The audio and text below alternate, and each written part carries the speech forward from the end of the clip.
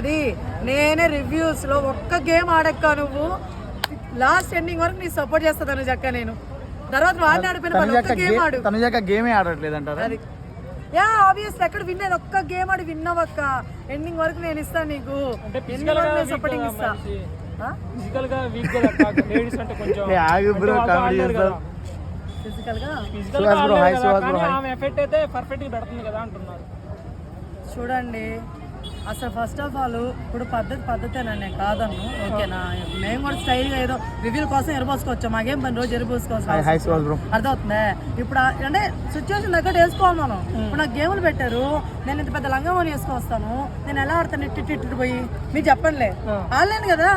So గేములు పెట్టే దగ్గర శాలరీ కట్టుకుంటారు పాప, అది ప్రాబ్లమే కదా. చెప్పండి, ఉన్న ఏదో ఒక ఏమంటారు బలమో ఏదో ఒకటి ఆ శారీ దగ్గర పోతుంది కదా. ఆ సర్దుకుని మనం సర్దుకున్నప్పుడు ఎట్లా ఆడతాం గేమ్లలో?